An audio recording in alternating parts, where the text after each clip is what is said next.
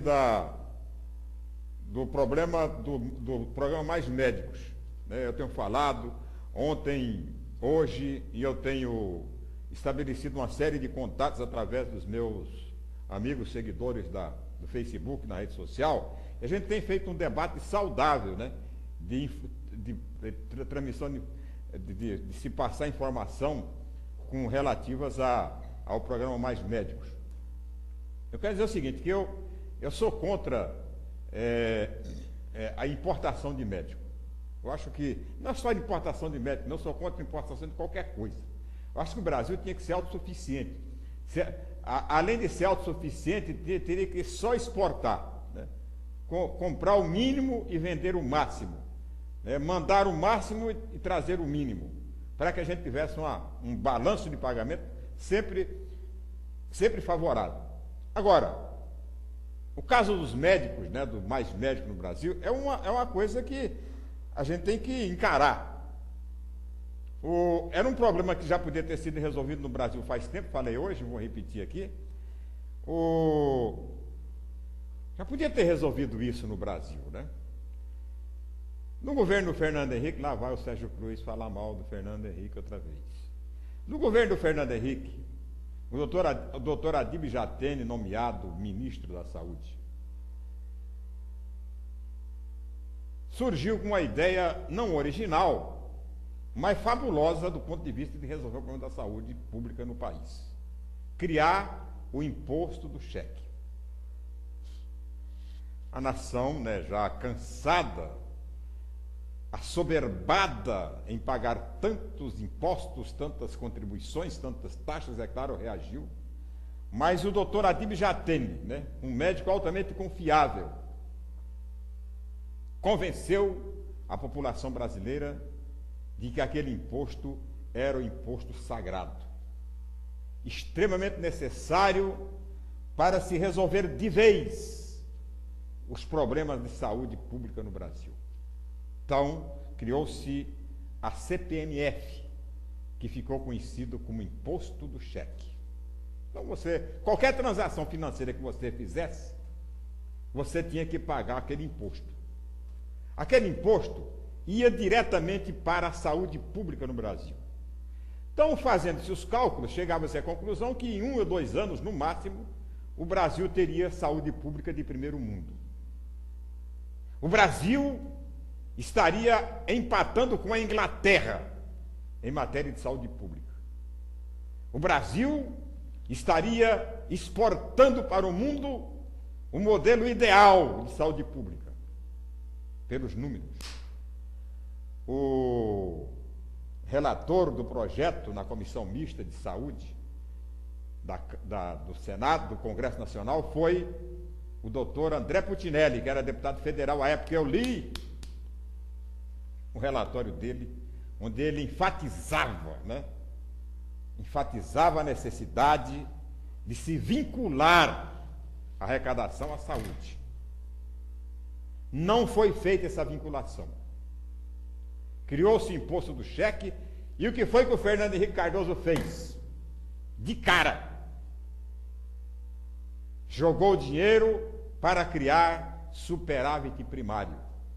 Abandonou a ideia de investir esse dinheiro em saúde pública. Era muito dinheiro, mas como é dinheiro demais? Saúde não precisa de tudo isso. Vamos continuar gastando aquilo que a gente está gastando mesmo, saúde e tal. Para compensar. Não, antes da compensação, o doutor Adib Jatene, totalmente decepcionado, puto da vida porque foi traído, assim como foi traída a população brasileira. Olha, gente, por favor, me corrija se eu estiver mentindo, tá? Pode entrar aqui na minha rede social e pode me corrigir. Qualquer mentira que eu falo aqui, vocês podem corrigir. Eu assumo. O doutor Adib Jatene, puto da vida, decepcionado, frustrado, traído, porque ele foi traído assim como eu fui traído, como todos aqueles que acreditaram foram traídos. Pediu demissão, saiu. Para compensar o Fernando Henrique Cardoso colocou um remendo no pneu, levando para o Ministério da Saúde o economista José Serra, que fez uma série de pantomimas lá, mas não resolveu a saúde. Implantou genéricos, criou o coquetel do HIV, tal, para tentar encobrir, né? Mas não conseguiu. A saúde continuou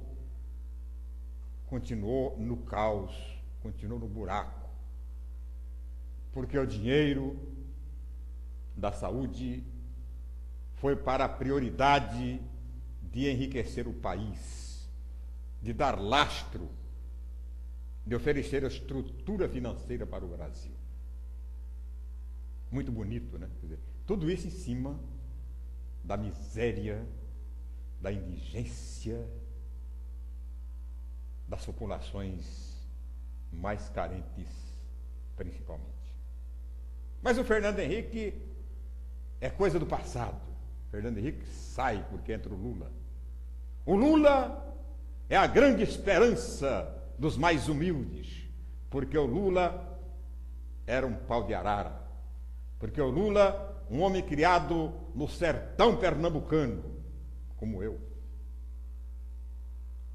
Um homem que veio para São Paulo de pau de arara, como eu. Um homem que sentiu na carne todas as necessidades porque passa as populações mais pobres do país, como eu. Assume a presidência da República, todos esperavam que a primeira providência seria redirecionar o dinheiro da CPMF para a saúde.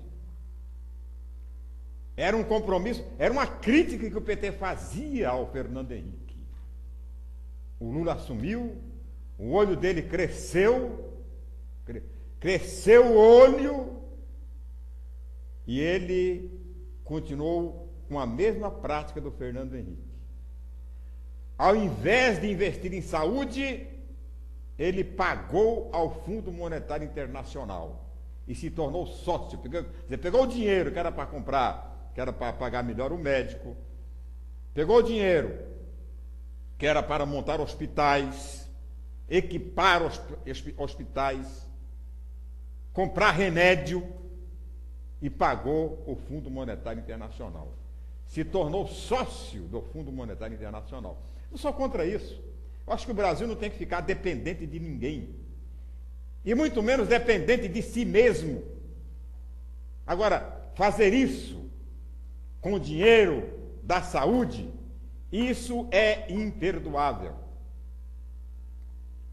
Não investiu em saúde o senhor Lula, assim como o Fernando Henrique Cardoso. E deixaram o rabo de foguete, sabe para quem? Para a Dilma. Ó, você se vira, comadre, é problema teu. O problema de saúde é problema seu. E a presidente Dilma também não ligou para a saúde. Ela se incomodou com a saúde quando o povo foi para a rua, em junho passado, para exigir providência, solução para a saúde que estava no caos.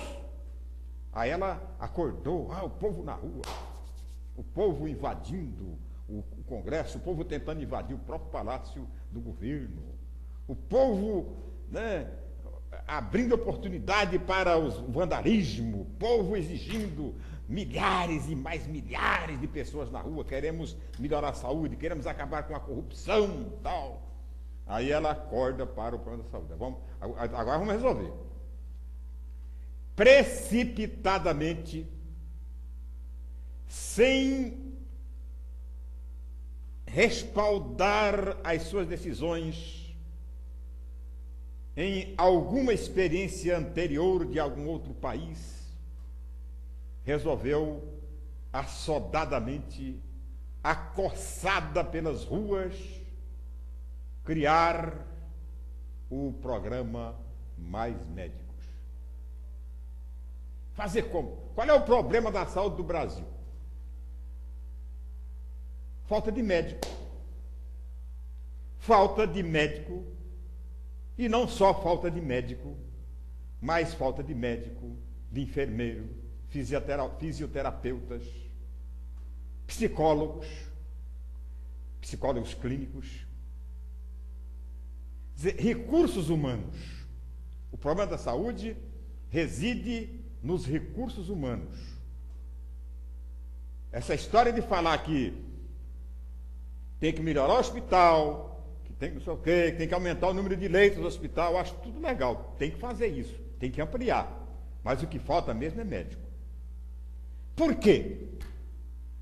Se tivéssemos no serviço público médicos suficientes, não teria fila na Santa Casa, não teria gente nos corredores do hospital regional, do hospital universitário.